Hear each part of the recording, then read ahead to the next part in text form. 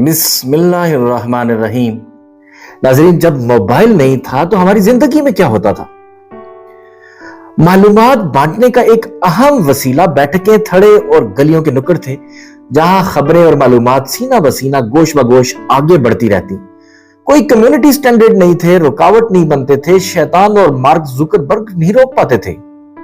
یہی وہ دور تھا جب تفریح کے لیے وی سی آر کرائے پر لائے جاتے اور پھر پورا خاندان رات جگہ کر کے اونگتے ہوئے اور آنکھیں پھاڑ پھاڑ کر یکے بعد دیگرے 3 سے 4 بھارتی فلمیں دیکھ کر پورا کرایہ وصول کرتا تھا۔ گھر کا ایک فرد سینسر بورڈ بنا ہاتھ میں ریموٹ کنٹرول تھامے چوکنا بیٹھا ہوتا۔ جہاں گھر میں رائج اخلاقیات کے منافی کوئی منظر نظر آیا، وہیں اس نے دل پر جبر کر کے ریموٹ کا بٹن دبایا اور اسے بھگا دیا۔ یہ وہ زمانہ تھا جب نجی چینل بھی نہیں تھے، لہٰذا سیاستدانوں کو کسی اینکر کے سہارے کے بغیر اپنی مدد آپ کے تحت آپس میں لڑنا پڑتا تھا۔ لے دے کر ایک پی ٹی وی تھا جس کی پالیسی تھی کہ جو دکھا رہے ہیں دیکھو ورنہ بھاڑ میں جاؤ۔ چند ڈراموں اور پروگراموں کو چھوڑ کر پی ٹی وی کی نشریات کا یہ حال تھا کہ بہت سے ناظرین نے بھاڑ میں جانے کو ترجیح دی۔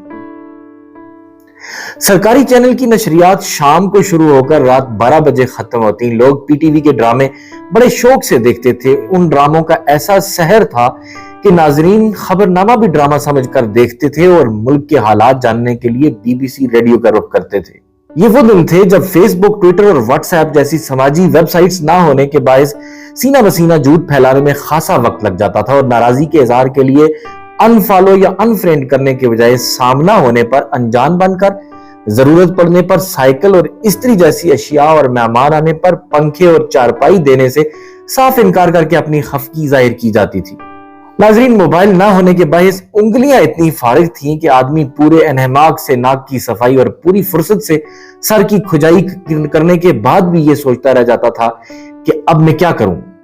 بہت سی خواتین ایک دوسرے کے سروں سے جوئیں نکالنے کو انگلیوں کا بہترین مصرف سمجھتی تھی۔ وہ اداروں کی طرح جوؤں میں امتیاز اور تفریق کی قائل تھیں۔ ان کی سوچ یہ تھی کہ سب مار دیں تو پھر کرنے کو کیا رہ جائے گا۔ قبل از موبائل دور میں کسی سے رابطہ کرنا، بلانا اور پیغام پہنچانا بڑا مشکل تھا۔ جب معاملہ محبت کا ہو تو یہ مشکل اور بڑھ جاتی تھی۔ رابطے کے ذریعے 3 تھے: گلی میں، اسکول کے باہر یا پھر خط اور لائن فون۔ یوں سمجھو کہ جتنی دیر آج موبائل فون پر بات ہوتی ہے اس سے کئی گنا زیادہ وقت انتظار میں صرف ہوتا تھا۔ پھر ملاقات اتنی مختصر ہوتی تھی جتنا میسج لکھنے میں وقت لگتا ہے۔ خط لکھنا ایک جھنجٹ تھا اور اس سے بڑھ کر محبوب کو متاثر کرنے کے لیے خط میں شعر ٹانکنا۔ جہاں تک تعلق ہے لائن فون کا تو اس پر گفتگو کی اپنی مشکلات تھیں۔ یہ دیکھنا پڑتا تھا کہ کن اوقات میں محبوب کے ابا اور محبوبہ کے بھیا گھر پر نہیں ہوتے۔ دوران کلام آواز دھیمی رکھنے میں مہارت لازمی تھی۔ اس دور میں موبائل سکرین نہ ہونے کی وجہ سے ساتھ بیٹھے لوگوں کو ایک دوسرے کے منہ دیکھنا ہوتے تھے۔ اب اگر یوں ہی منہ دیکھتے رہتے تو سامنے والا کہتا منہ کیا دیکھ رہے ہو، لہٰذا ساتھ میں باتیں بھی کرنی ہوتی تھیں۔ یہ بے فکری نہیں تھی کہ دور بستے رشتہ دار اور دوست آن لائن نظر آ رہے ہیں، لائک اور شیئر کر رہے ہیں اور اسٹیٹس لگا رہے ہیں تو خیریت ہی سے ہوں گے، ان سے رابطہ کرنے کی کیا ضرورت ہے۔